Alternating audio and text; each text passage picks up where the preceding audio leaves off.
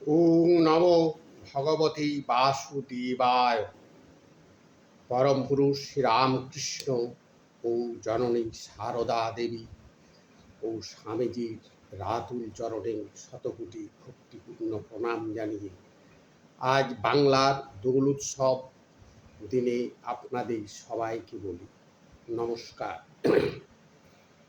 আজ আমাদের বাংলায় যে দোল উৎসব উদযাপিত হয় তা ভারতের, বিশেষ করে উত্তর ও পশ্চিম ভারতের উত্তরপ্রদেশ ও অন্যান্য জায়গাতে আজকে হোলিকা দহন উৎসব উদযাপন হয়। আগামীকাল হোলি হিসাবে তারা উদযাপন করে। এই হোলিকা দহন প্রথা কি? হোলিকা কে? না, এ সত্যযুগের ঘটনা। হিরণ্যাক্ষ এবং হিরণ্যকশিপু দুজন শ্রী ভগবানের পার্ষদ ছিলেন জয় বিজয়। তারা ঋষির অভিশাপে মর্তলোকে জন্মগ্রহণ করে। ঋষি যখন তাদেরকে অভিশাপ দেয় যে আমার সঙ্গে তোরা মানুষের মতো আচরণ করলি, এই গোলকে থেকে তোরা মর্তে যা, তখন তারা হাতে পায়ে ধরে ঋষিকে সন্তুষ্ট করলেন, বললেন প্রভু আমাদের ভুল হয়ে গেছে, আমরা তো এই পরম পুরুষ ভগবানকে ছেড়ে থাকতে পারবো না, তাহলে আমাদের তাড়াতাড়ি আসার আপনি ব্যবস্থা করুন।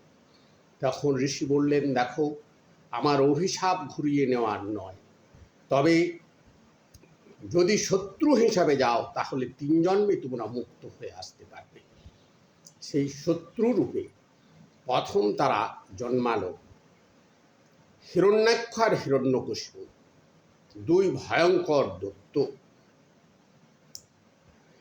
হিরণ্যাক্ষকে প্রভু এত অত্যাচার হিরণ্যাক্ষের হয়েছিল যে পৃথিবীকে সে সমুদ্রে ডুবিয়ে দেওয়ার চেষ্টা করেছে। তার জন্য প্রভু বরাহ রূপ ধারণ করে সেই হিরণ্যাক্ষকে বধ করলেন বা উদ্ধার করলেন বলা যায়। হিরণ্যকশিপু কঠোর তপস্যা করলেন, ব্রহ্মার কাছে তপস্যা করে এমন বর লাভ করলেন, তিনি দিনে মরবেন না, রাত্রে মরবেন না, তিনি মর্তে মরবেন না, মাটিতে মরবেন না, অন্তরিক্ষে মরবেন না, জলে মরবেন না, পৃথিবীতে মরবেন না, কোনো অস্ত্রে মরবেন না, কোনো মানুষ তাকে মারতে পারবে না, কোনো পশু তাকে মারতে পারবে না, সমস্তগুলোই পেয়ে গেলেন। তারপরে তিনি তাকে অমর এবং ভগবান বলে ঘোষণা করলেন। যেহেতু তার ভাই হিরণ্যাক্ষকে মেরেছেন বিষ্ণু, তিনি বিষ্ণু নাম বন্ধ করলেন এবং বললেন আমার রাজত্বে কেউ যদি বিষ্ণু নাম করো তার মৃত্যুদণ্ড হবে, আমার পূজা করো সব। নিজেকে ভগবান ভাবলেন, অহংকারের চূড়ান্ত পর্যায়ে উঠলেন এবং নিজেকে ভগবান ঘোষণা করে বললেন আজ থেকে আমার পূজা করো, বিষ্ণুর পূজা চলবে না। মুনি ঋষি যারা যাগ যজ্ঞ করেন, পরম পুরুষ সেই ভগবানই আদি পুরুষে, তাদের উপর ঘন অত্যাচার নেমে এলো, ত্রাহি ত্রাহি রব উঠল। ঠিক সেই সময় তার বংশী সন্তান হিসাবে জন্মিলেন পরম ভক্ত বিষ্ণু ভক্ত প্রহ্লাদ। সেই প্রহ্লাদ কিন্তু হরিনাম ছাড়া আর কিছুই জানে না। পিতার রোষানলে পড়ল সে, তার উপরে শুরু হলো অকথ্য অত্যাচার, কিন্তু কোনোতেই তাকে দমানো গেল না। প্রভু তাকে সমস্ত জায়গায় রক্ষা করে করে যাচ্ছে, কিন্তু এই মূঢ় হিরণ্যকশিপু তার মোটেই বুঝতে পারছেন না।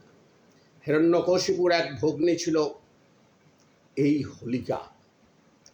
তার ব্রহ্মার কাছে বর নিয়েছিলেন এবং অগ্নিদেবের কাছে কঠোর তপস্যা করে এই বর পেয়েছিলেন যে অগ্নিতে তিনি দগ্ধ হবেন না।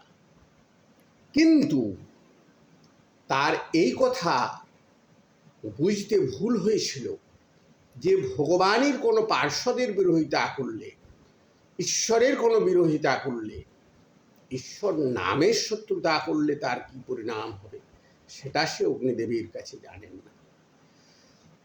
তাহলে সে এসে তার দাদা হিরণ্যকশিপুকে পরামর্শ দিলেন যে দাদা কি চিন্তা, প্রহ্লাদকে আমি মেরে দেব। বিরাট অগ্নিকাণ্ডের আয়োজন হলো। সেই অগ্নিকাণ্ডে হোলিকা দেবী প্রহ্লাদকে কোলে নিয়ে সেই আগুন কুণ্ডে প্রবেশ করলেন। আগুন দাও দাও করে জ্বলে উঠল, তাতে ঘৃত সংযোগ হলো, আবার আগুন 10 গুণ বেড়ে গেল। দেখা গেল আগুনের শেষে সে হোলিকা ভস্মীভূত হয়েছে, কিন্তু সেই কৃষ্ণ ভক্ত প্রহ্লাদ, ধৈর্য করে প্রহ্লাদ, পরম ভক্ত সেই প্রহ্লাদ, সে অক্ষত আছে, ফুলের মতো নির্বিকার আছে। সেই হোলিকা দহন আজকে আগামীকাল উত্তর ভারত এবং পশ্চিম ভারতের অনেক অংশে হোলি হিসাবে উদযাপিত হবে। আজ দোল উপলক্ষে আপনাদের সকলকে এই হোলিকা দহন কথা বললাম। যদি ভালো লাগে গ্রহণ করবেন, সাবস্ক্রাইব করবেন এবং কমেন্ট ও শেয়ার করবেন। যদি এই বিষয়ে কোনো কিছু জানার থাকে তাহলে দয়া করে কমেন্টে জানাবেন। এই বলে সমস্তকে ভক্তিপূর্ণ নমস্কার জানিয়ে শেষ করছি। নমস্কার।